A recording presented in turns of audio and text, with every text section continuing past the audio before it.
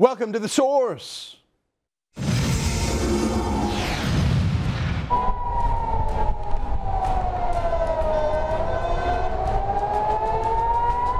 As Hamas continues to rain rockets down on Israeli civilians, Israel is forced to expand its campaign against terrorist infrastructure. إن هذا الجندي هو أسير لدى كتائب القسام في هذه العملية. And when Hamas TV claims they've captured an Israeli soldier, mass celebration erupts all over Gaza. But meanwhile, back here at home, a huge crowd of Hamas supporters erupts in violence in Calgary, attacking a small group of pro-Israel Albertans. In the aftermath, police are making excuses for their lack of action, and the mayor is missing in action. How does this happen here in Canada? Who are the people behind these protests? What are their intentions? And what can you do? We'll be joined by Jonathan Halevi, two victims of the riots, and Minister Jason Kenney, plus a mystery guest I'll tell you about later. That's all ahead on a special episode of The Source.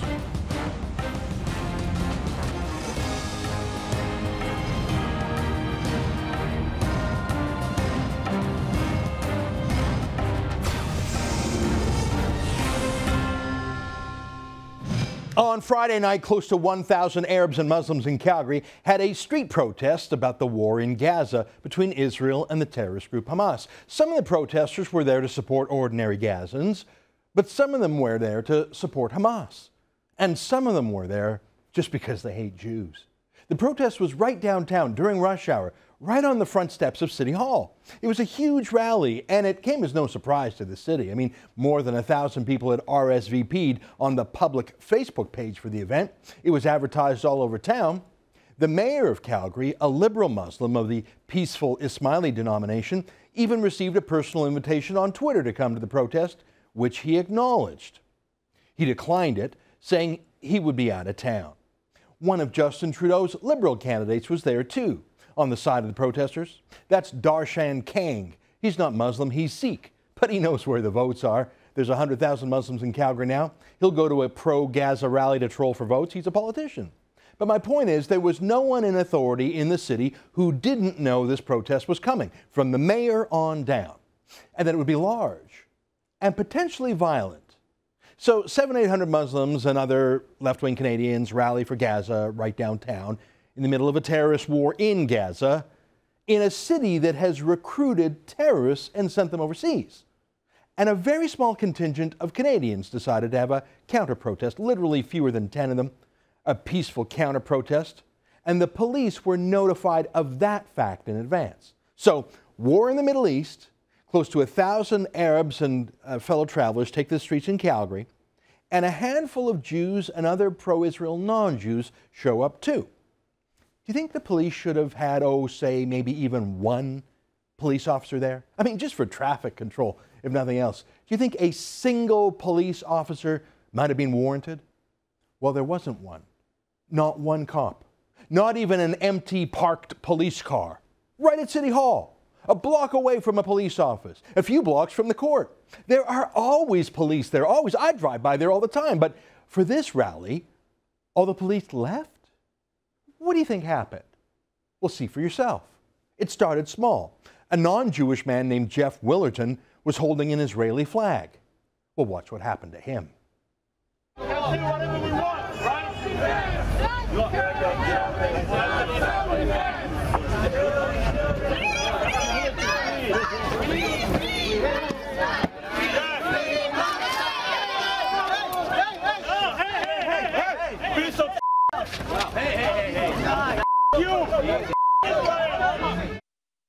So a peaceful pro-Israel protester has his flag stolen and stomped on. In the criminal code, we'd call that theft under $5,000. He was punched and thrown to the ground. Let's call that assault. Jeff Willerton didn't look seriously injured, but he was thrown to the ground and hit. The protest had been going on for a while. Obviously, some young extremists want a little more action than just holding up signs and chanting. They wanted to punch a Jew and rip up an Israeli flag. Willerton wasn't Jewish, but he would do in a pinch. Okay, so let's just say that was one hothead who do that, or there's a couple there actually. Let's give the hotheads the benefit of the doubt. But don't you think the police should have intervened then? Should have separated the two sides? The 7, 8, 900 Arabs on one side, including those individuals who clearly started this, who stole the Israeli flag and ripped it up. Separate them from the 5 or 10 pro-Israel folks. I mean, Willerton's friend, also a non-Jew, called the police at this point. He phoned 911 because there were no police around. None. Right outside City Hall, on City Hall property. A 7, 8, 900 person, I don't know, I saw reports 1,000 people. The protest is starting to get violent, and there are no police in sight. So a 911 call is made, and nothing. Absolutely nothing. Well, not nothing, of course, because these would-be rioters, these violent folks, are like anyone else. They look and learn. They test limits and boundaries. What can they get away with? What's acceptable here in Canada? What will Canadians put up with? What will the police put up with? They just pushed the guy to the ground, pounded on him, stole his flag, stomped on it, and nothing. What lesson did that teach them? It taught that's acceptable. So keep trying to find the limits.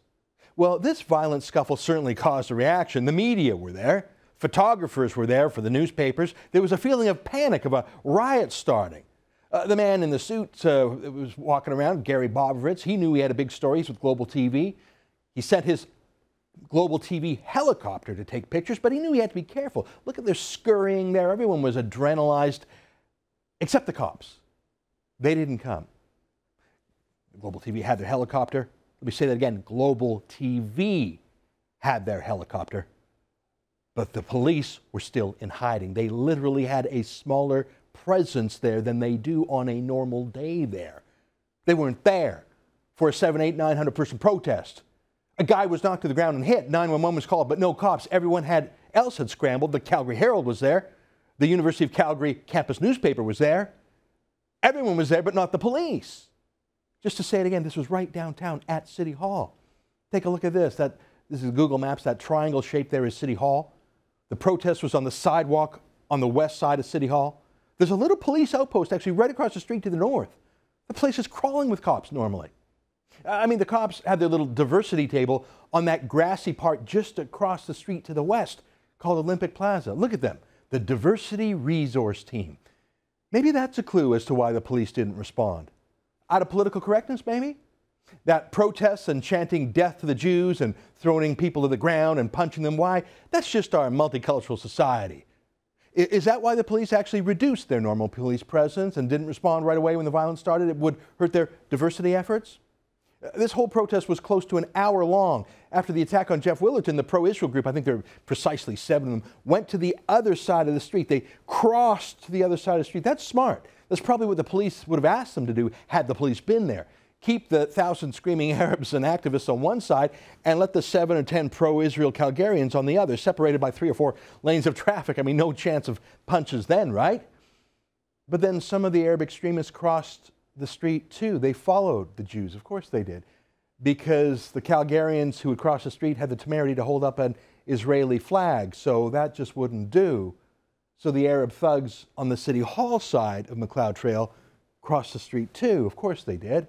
They all saw the beating of Jeff Willerton and wanted a bit more of that action, a bit more taste of blood, eh?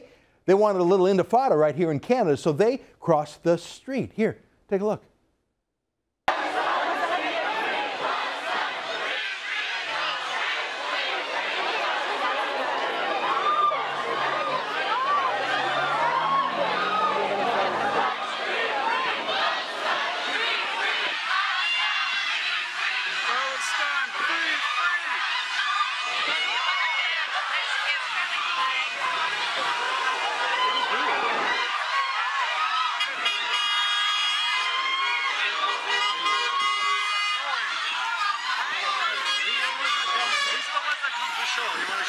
Peaceful protest!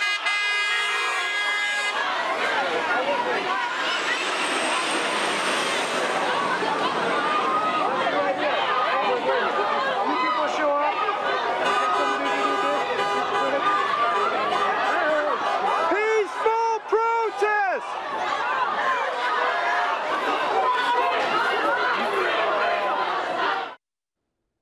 Is that what you say when you beat people up? Peaceful protest? People were thrown against the plate glass windows of the restaurant. You could see that. Flags were torn. Who cares about that? That's just property. That's just vandalism or mischief or crimes against property. But look at the violence and the physical beatings. Girls were thrown on the ground and beaten. Concussion. but not a cop in sight. This was after the 911 call was made. Why?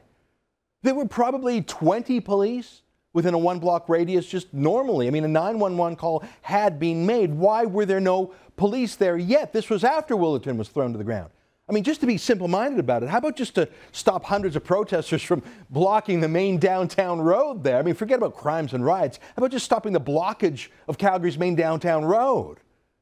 The cops didn't even do that. I mean, what can they get away with, right? Well, if the only limit on these protesters is their own political culture, their own consciences, if there's no cops there, these protesters will do whatever the hell they want.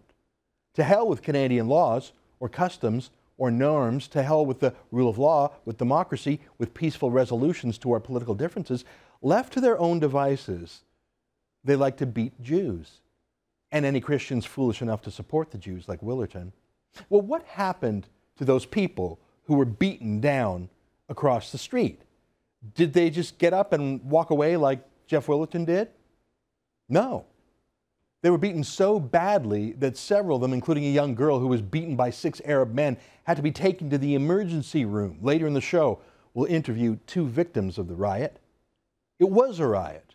What else would you call it when a group of screaming, chanting Arabs decide to beat up some Canadians in a celebration of Hamas? That's a riot.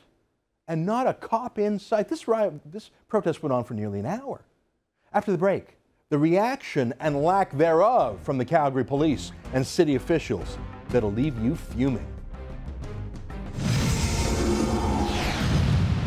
I'm not done yet. A lot more on the eruption of violence on the streets of Calgary coming up on The Source.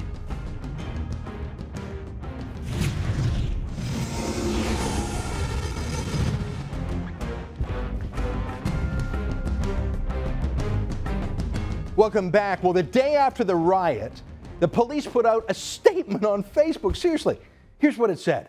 Friday evening protest at City Hall. Yesterday evening, a planned protest with 2 groups in attendance was met with disruption. Excuse me? Met with disruption. What does that mean? It just sort of happened. But what happened? What was the disruption? Is that what the diversity team in the Calgary Police called Arabs pounding on Jews and Gentiles? Disruption that just happened? I'll read on. Last week, these same 2 groups held a similar event with both sides acting appropriately, requiring no police intervention. Unfortunately, this was not the case yesterday. These 2 same groups, eh? Those groups. Well, which groups were those? Which one did the disruption? So both groups acted inappropriately this time, did they? Why the euphemisms? Oh, right. The diversity squad, pretending not to notice. That's what political correctness is, isn't it? Pretending not to notice that it was screaming Arabs flying Palestinian flags, not 7 Jews and Gentiles who caused a disruption. Let me read on. This was an emotionally charged event, and the Calgary Police Service was prepared and responded immediately. We also called in additional officers to ensure the safety of everyone involved. Emotionally charged. Is that what we saw there? Emotions like sad or happy or mad. But police don't deal with emotions. It's not against the law to be emotional. It's against the law to hit people. Why do the police not say what happened? Why do they say disruption and emotionally charged instead of a bunch of Arabs rioted and beat up Jews and Christians? But that statement, the police were prepared and responded immediately, that's just not true, is it? And they ensured the safety of everyone involved? Really? How about that guy with the ripped shirt and the bruises? How about the girl sent to the hospital? How about the guy thrown to the ground? Is that the level of assurance the police now have for us? I'll read on. We responded with a balanced and measured approach. Members of the Calgary Police Service are highly trained to respond to this type of event to ensure participants are able to continue to take part in a safe manner. Maintaining public safety is the primary role of officers on the scene. A balanced and measured approach. But what does that mean, balanced? Did you see a crime committed by the Jews and Gentiles against the Arabs? No, but you saw them being victimized by criminals. Why would police be balanced between victims and victimizers? And the part about safety, well, that's just a lie, isn't it? One cop on the scene told the Calgary Herald, and I quote, "There were police in the area. Where they were and exactly all of that information would all be subject to an investigation? I don't know. I can't tell you right now. That's Cliff O'Brien of the Calgary Police. Of course, he admitted the obvious on the scene. He was called by a 911 call. He has no idea why no police were already on site. That's an honest, candid comment by a beat cop on the street to a reporter right there.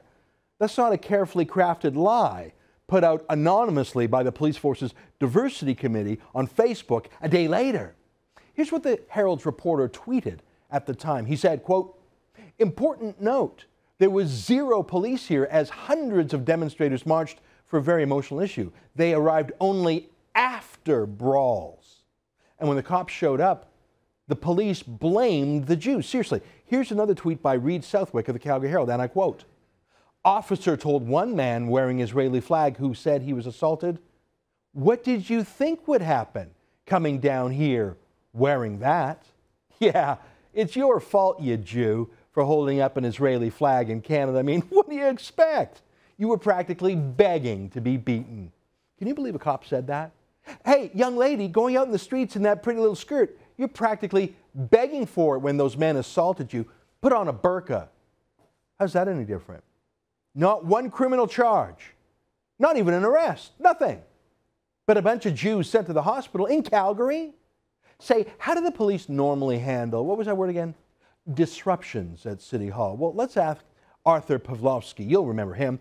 He's the pastor of something called the Street Church in Calgary. He's Christian, not Muslim. He doesn't have violent protests at City Hall. He and his church hand out food to the homeless without a permit. And they once sang some Christmas carols at City Hall without a permit. And they were arrested for that. I'm serious.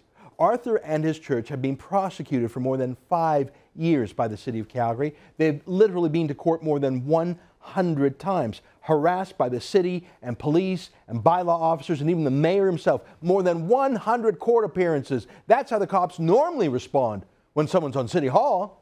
They put more cops on an illegal Christmas caroling night than on a pro-Hamas riot. Well, it's Monday already, and when I checked earlier today, there had still been no charges laid. The police are standing by their line that this was just a disruption, passive tense, no crimes, just a disruption, and that both sides were inappropriate. And the mayor?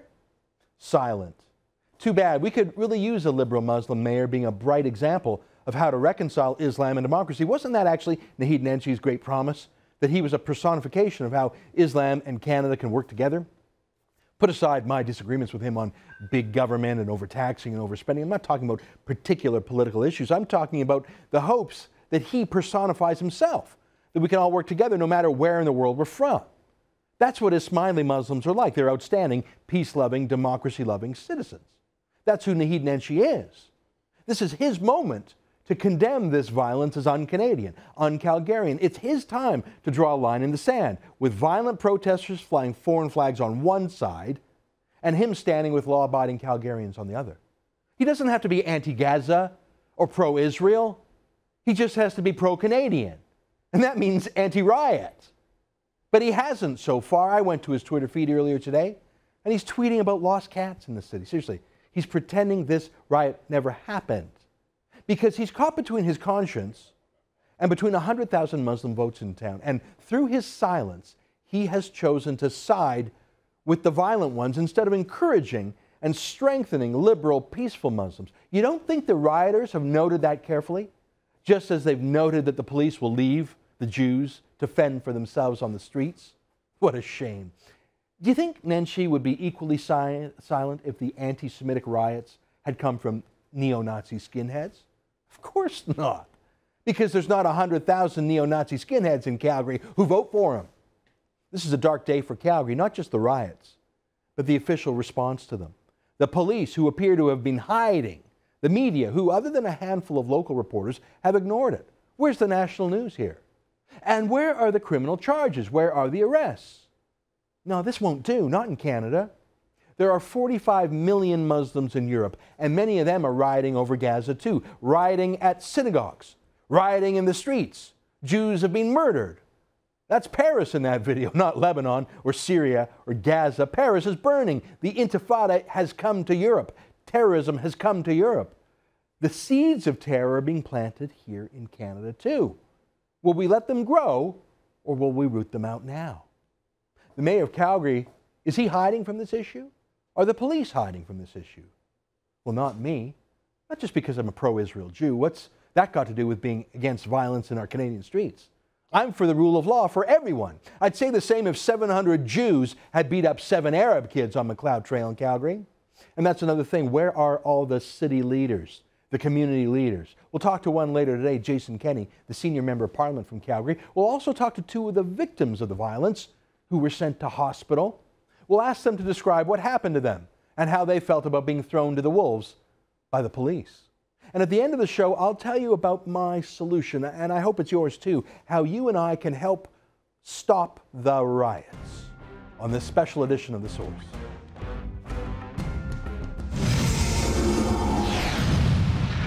Up next, I'll be joined by Jonathan Halevi to find out who is behind this violent protest and a troubling phenomenon coming out of Canada's heartland.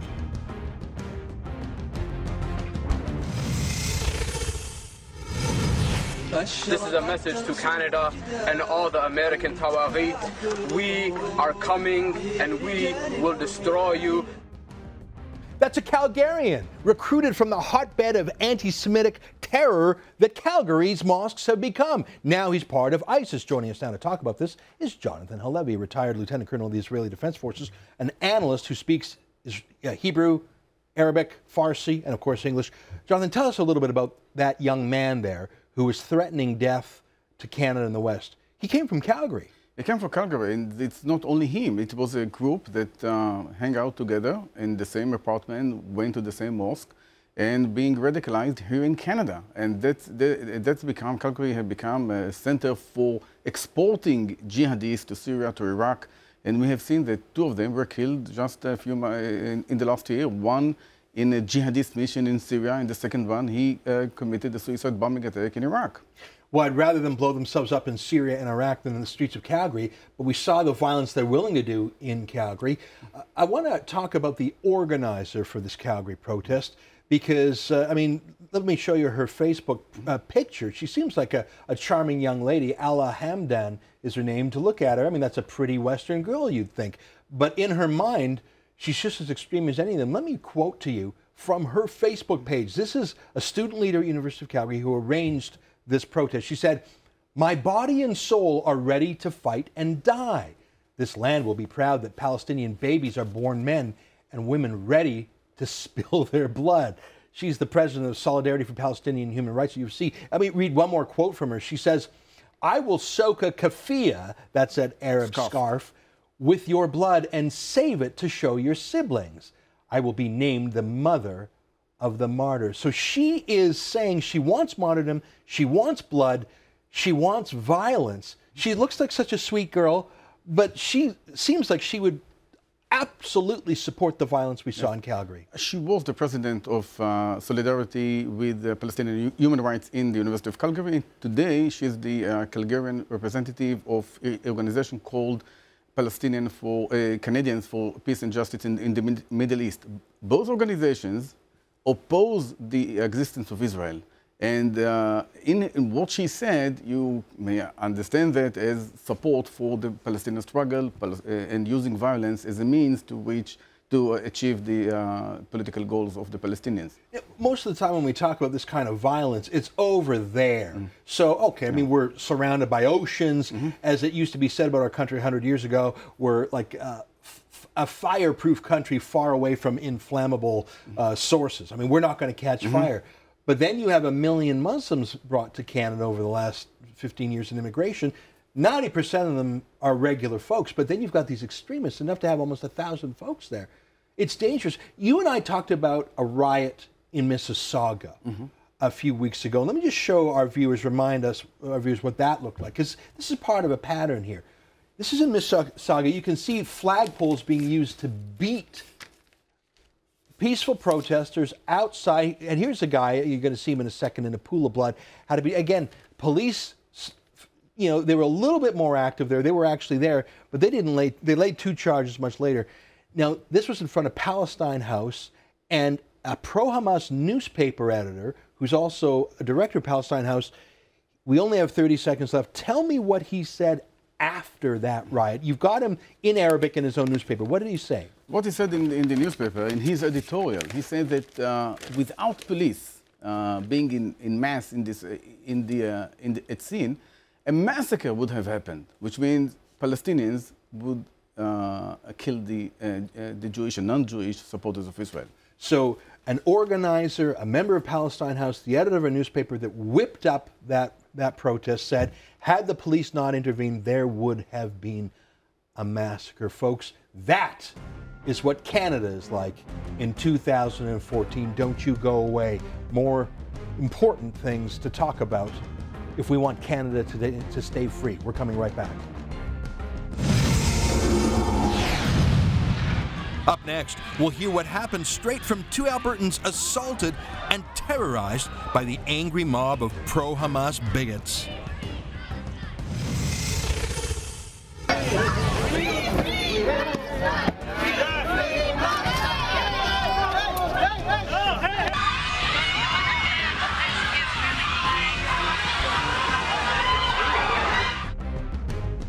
You saw that first man being beaten to the ground, Jeff Willerton.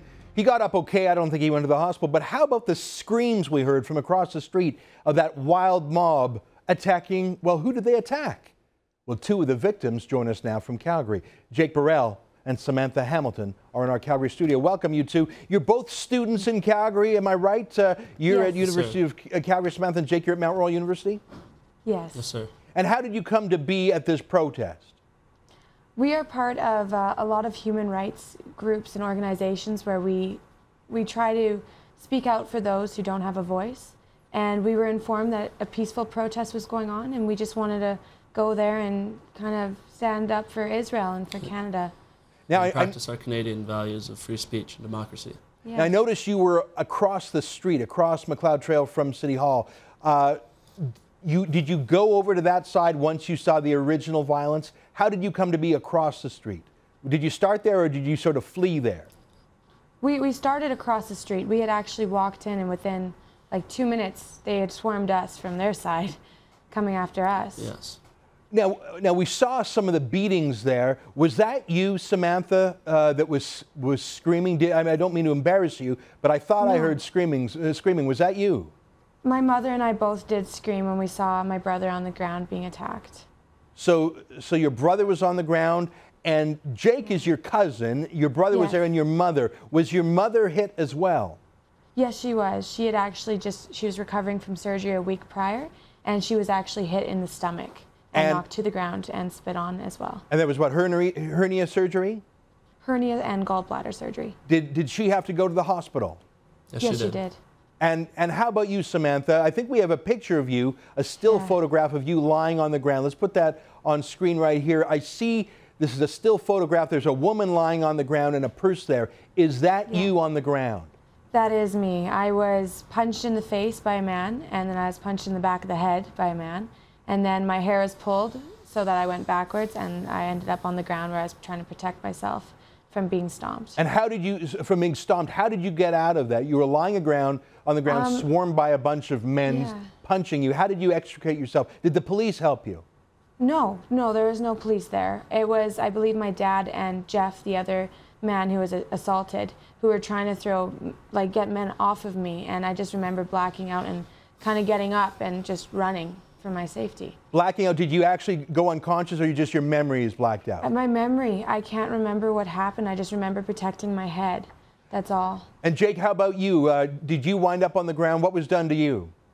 Well, when the brawl first started, it wasn't a brawl, it was an attack. When it first started, I was trying to break up the fight with a few people, and an older Palestinian man approached me and punched me in the face, and I wasn't expecting it, and I ducked for cover, and before I knew it, the Israeli flag I had tied around my neck was used to pull me to the ground by the neck, and I was kicked and punched. And then 5 to 8 men, I think, grabbed me around the neck and by the flag, and they dragged me down the street a bit. They dragged you down the street? You were on the ground and they dragged you down the street? Yes, by the flag around my neck, and it tightened up so I couldn't get it off. What flag was around your neck? The Israeli flag. So they were using it like a noose to drag you down the street. I've seen that in Somalia before. They're bringing that tactic to Calgary now. How did you get out of it? Did Jeff Willerton and Samantha's dad get them off you too, or how did you break out? They were a bit preoccupied helping them at the moment. I was able to get up and get them off me a bit, but that ended up, because I couldn't sit there and try to take on 15 guys by myself, so I had to run across the street through traffic. And at that point, 25 men came after me, and then later Samantha, around that time, she came after me yelling, "Stop, that's my cousin." Yeah. And she came after me. How many of you went to the hospital? How many of you were sent to hospital? Was it six of us? 6 of us. Did you go by ambulance or did you get yourself there? No, we were unable to get the paramedics to help us. The police told us to leave for our own safety. It was recommended. They told us that they couldn't guarantee our safety being there. So we had to drive ourselves to the hospital. So the police didn't rescue you. When the cops finally showed up, they said, "Get yourself to the hospital." Did I hear you say that right? Well, an officer asked me if I needed a paramedic, and I was, of course, crying and in shock. And I was, yeah, I'd like one. And I was told, he kind of talked into his earpiece and then said, "It's recommended you guys get out of here." When I talked to the officer, I asked him to help us, and he said, "What were you expecting to do wearing that flag? What were you expecting to happen wearing that flag?" Do you know the name of that officer who blamed you for bringing a flag? No. I don't know the name. Would you be able to recognize him if you saw a picture of him? Yes. Have you written down in great detail, as much detail as you can, what happened to you while your memory is fresh? Yes. Yes, definitely. Have you tried to hire a lawyer to take action, either to get the police to lay charges or against the people who assaulted you? We're looking into what we can do at this time. Right now, we're just trying to get our family back on track from what happened, and then. Yeah. Have you documented what happened to you at the hospital? Did you take photographs of any injuries? Yes, we did.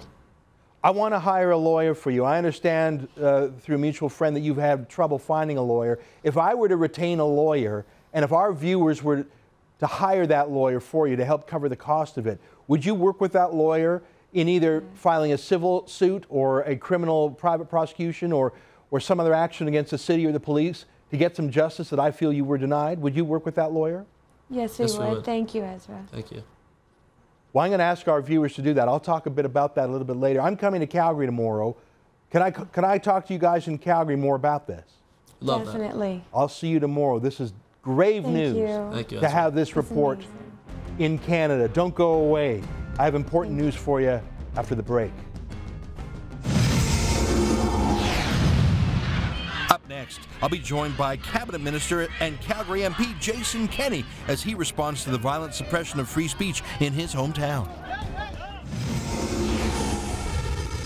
No one has been better at condemning the violence in Gaza, the Hamas shooting the rockets into Israel and Hamas's torture and killing of their own citizens. Torture, I mean, they actually have crucifixion as a punishment for Sharia crimes in Gaza. No one's been better at criticizing this than the government of Canada. Stephen Harper, of course, but also Jason Kenney, who joins us in studio. Now, Minister, great to see you again. Your government has been outstanding in speaking clearly about the difference between good and evil overseas. But I think we're starting to see good and evil on the streets of Canada. A couple weeks ago in Mississauga, outside Palestine House, we saw 200 rioters using Palestinian flagpoles to beat counter-protesters. And on Friday in Calgary, let's show you some footage right now. I don't know if you've seen this footage yet, Minister. Let me show you what went down in front of City Hall in your hometown. That fella in the orange shirt, he's a non-Jew, he's a Gentile, Jeff Willerton's his name, had his Israeli flag ripped out from him, thrown to the ground. I mean, he wasn't sent to hospital, but when this small group, I think there were 7 or 8, maybe 10 pro-Israel protesters went across the street, the pro-Palestinian side crossed the street, and you'll see that here. They crossed over McLeod Trail, and they beat them up so badly that they sent them to hospital. I'm not going to ask you about the lack of police presence. We'll take that on another way.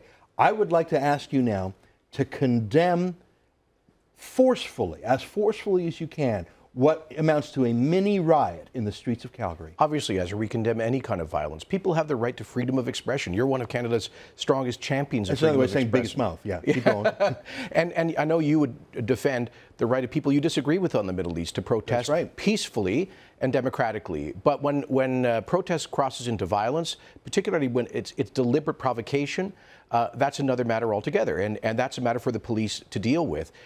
You know, again, I I disagree profoundly with many of the pro-Hamas protesters, but I agree that they have a right to protest. They don't have a right to do so violently. But I must say I'm also concerned when we see things like flags of Hamas or Hezbollah, which are banned illegal terrorist, anti-Semitic, hateful, violent terrorist organizations being shown on our streets. I'm concerned when I know in Calgary, at a previous protest like this a few years ago, people were chanting in Arabic, "Death to the Jews." When these kinds of incitements to hatred and violence are being expressed that lead to real pugilistic violence, that I think crosses a very serious line. Yeah, you know, you can recognize those Hezbollah flags. They have a machine gun on it.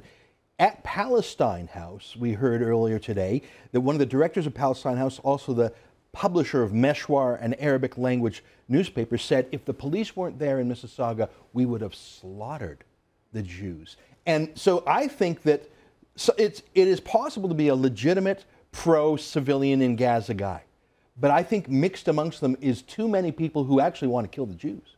Well, God forbid it should ever come to that in Canada, but let's ensure that the right for peaceful protest is protected, and that includes the right of people who, by the way, who are pro-Israel, who want to do counter-protests. And the police, their job is to regulate that. We, of course, expect them to do so, to protect everyone's constitutional rights.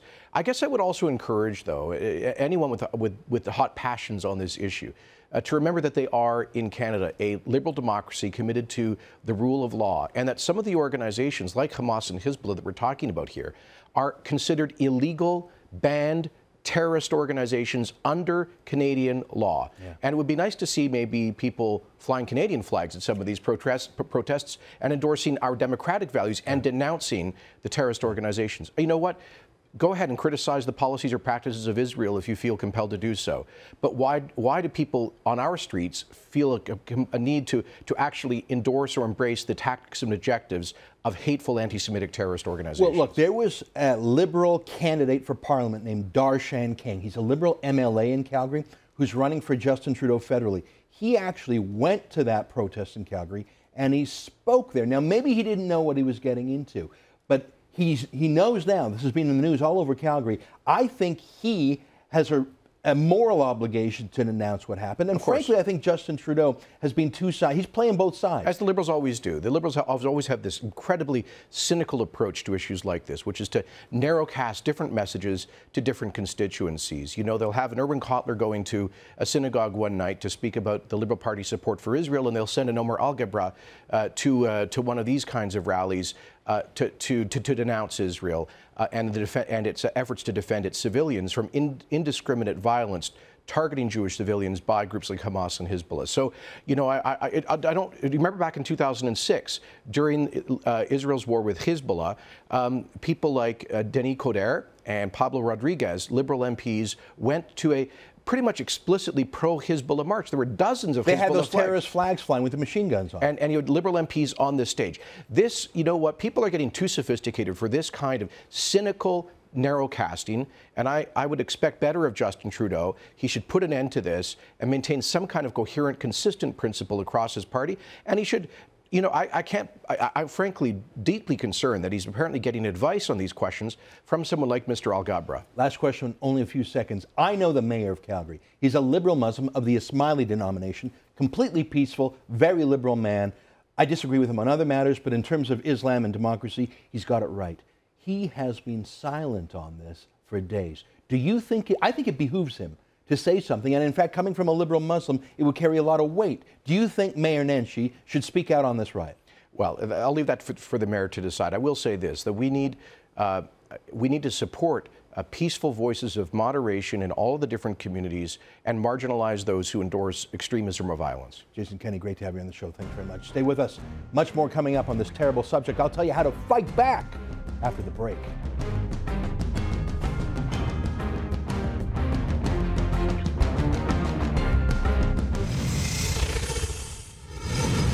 Welcome back. I want to tell you, I did that interview with Jason Kenney earlier in the day before I interviewed the two victims of violence. I don't think I would have been in such jovial spirits with Kenney had I spoken to those victims of violence first.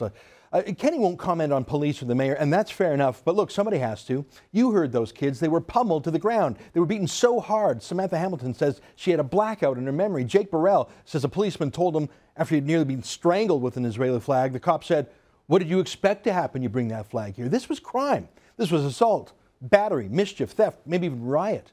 But the police haven't laid any charges, even though we have got all this videotape. That's the bigger problem. We expect Palestinian extremists to be violent. That's their thing. But we expect the Canadian police to be police. That's their thing. But they ran away. They abandoned their posts. They came back 15 minutes after a 9/11 call was made, and they still didn't do anything. They actually let the rioters close the street. That's unacceptable. That's far more terrifying to me than some street thugs. What can you do if you can't count on your own police force? What can you do then? How can we stop the riots? I have an idea. These kids say they can't find a lawyer to help them. I believe them. Most lawyers are afraid of taking on powerful people, either rioting Arabs or the police force or City Hall. Most lawyers like making money, not making controversy. These kids, these victims of violence who have a slam dunk legal case, I think. I mean, we all saw the video. We saw the photo of that girl lying on the ground after being beaten. But they can't get a lawyer. No one will take it. I got on the phone over the weekend. I spoke to literally 20 lawyers in Calgary. All of them said they couldn't do it. Too political, didn't want to sue the police or the city. Seriously, 20 lawyers. Who's going to help these kids? And who will help our country, our rule of law, our law and order? Who will fix this? Not just for these kids, but for the rest of us who want Calgary and Mississauga and all of Canada to be Canada, not burn like Paris. Well, early this morning, I found a champion. I found a lawyer who has agreed to help, who's agreed to stop the riots, who's agreed to meet with the students, to collect the evidence, and to follow the law, and insist everyone else does too. I found a lawyer who has agreed to push the police to file charges, and if they won't, who will contemplate doing a private prosecution, a lawyer who will examine the facts, and if they support it, will even go so far as to sue the Calgary Police Service and the City of Calgary for negligence, for knowing there were risks but refusing to mitigate them. This lawyer was in court today and couldn't join our show. So I am flying to Calgary to meet with this lawyer tomorrow at the courthouse. We will interview this lawyer on the steps of Calgary's courts tomorrow for our show. I'm not telling you who this lawyer is now, but please believe me when I say to you, I am glad the first 20 lawyers told me no, because this lawyer is probably the best person in the entire country to stop the riots. That's tomorrow's can't miss show. Now, here's what I told this lawyer. I said, these kids can't afford to hire you. But I think our viewers care enough that we will cover the legal retainer. Let's get $5,000 to get things started. I said I'd kick in the first $100 and that I'd ask my viewers to kick in the rest. And tomorrow I'd present the lawyer with a check to start the file. Will you help me hire a lawyer to fight back? If you feel as strongly as I do, please go to stoptheriots.ca right now. Stoptheriots.ca. Sign our petition calling on the police to lay charges and for city politicians to condemn the violence. Sign the petition for sure. We'll deliver it to police in the City Hall. But please help fill up our legal war chest. I'm sorry I can't show you now who our lawyer is, but tune in tomorrow when I interview the lawyer right there on the steps of the Calgary Courthouse. I give you my word, you will agree with me. There's no other person in Canada who is a better fit to fight for justice and to stop the riots. Thank you, my friends. I'll see you tomorrow from Calgary's Courthouse. Goodbye, and keep fighting for freedom and the rule of law.